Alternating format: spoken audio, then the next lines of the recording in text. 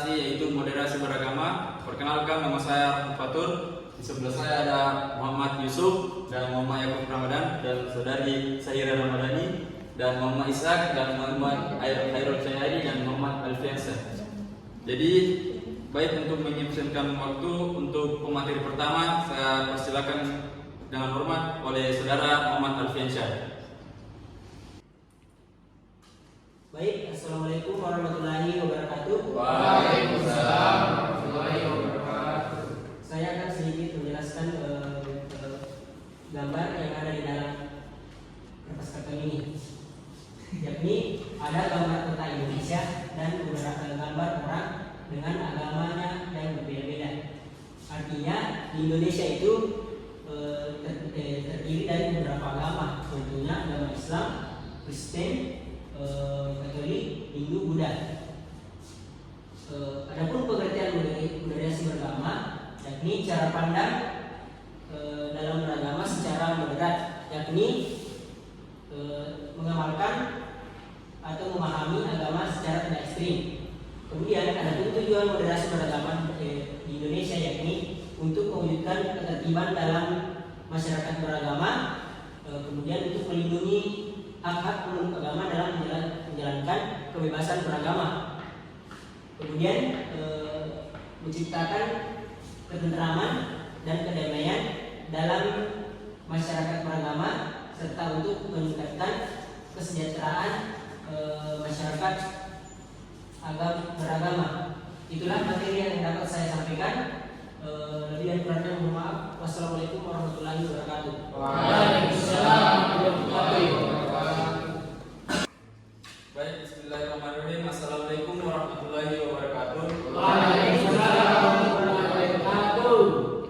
Baik, berdiri saya sini akan membawakan materi yaitu 4 hal yang menjadikan tolak ukur setiap sikap moderasi. Yang pertama itu memiliki sikap terbuka, sikap menerima pendapat orang lain dan mengumpulkan pendapat orang lain di sekitarnya, kemudian didiskusikan kembali untuk mendapatkan jalan keluar terbaik untuk menyelesaikan suatu masalah. Dan yang kedua itu selalu berpikir nasional, di mana segala perilaku ibadah atau kebaikan harus dapat ditinjau akal. Jika bertentangan dengan akal, maka sikap perbuatan tersebut patut dipertanyakan.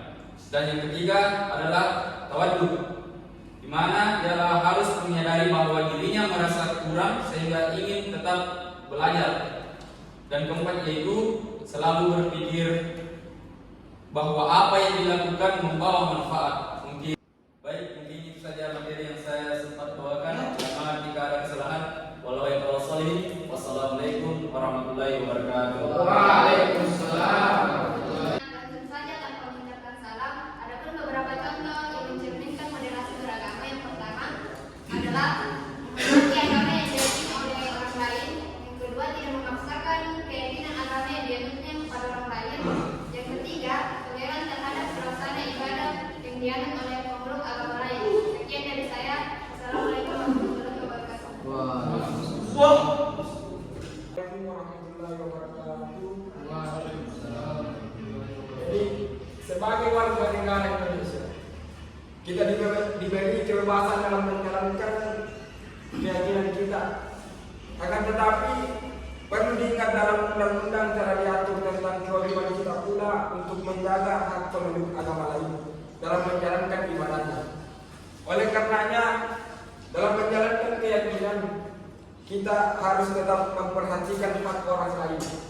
Jangan sampai justru dengan ibadah yang kita miliki, ibadah yang kita lakukan malah menimbulkan masalah bagi pemeluk agama atau orang lain.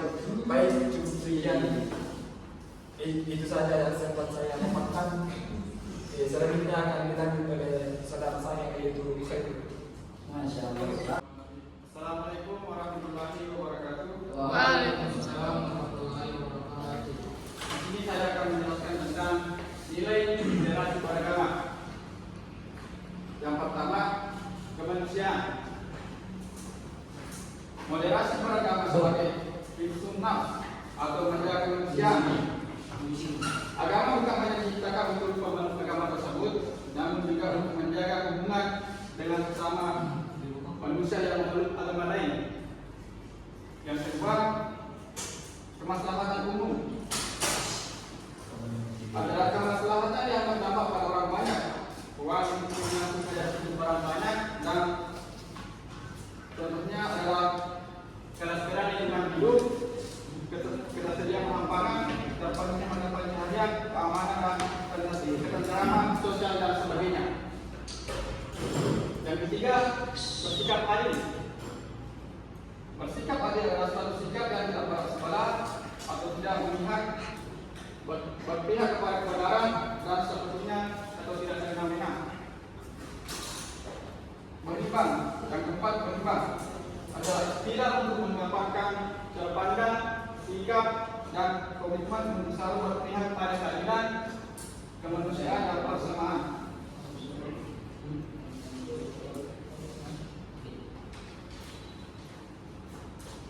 Yang keenam, yang kelima, komitmen kebangsaan adalah janji yang dipatriskan pada diri sendiri atau kepada bangsa dan negara yang diwujudkan dalam setiap tindakan seseorang. Yang keenam adalah toleransi. Toleransi adalah sikap saling menghargai dan bekerjasama antara kelompok masyarakat dengan beragam perbedaan. Yang ketujuh, anti kekerasan. Anti kekerasan adalah tidak berpikir, berkata dan berbuat tentang suatu hal yang dapat mengganggu kerukunan, kedamaian dan kebebasan serta dalam menjalankan aktivitas keberagamannya. Dan yang terakhir adalah penghormatan kepada tradisi atau budaya. Moderasi beragama masyarakat dan pada budaya lokal atau tradisi. Jadi penghormatan terhadap budaya lokal merupakan indikator dari moderasi beragama. Penghormatan terhadap tradisi merupakan keharusan untuk membangun kerukunan. Sekian dari saya. Assalamualaikum warahmatullahi wabarakatuh. Waalaikumsalam warahmatullahi wabarakatuh. Bismillah, ya, langsung saja.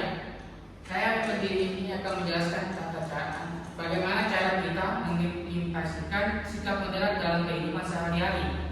Yang pertama itu kita harus berbicara sopan kepada orang lain. Yang kedua itu kita tidak boleh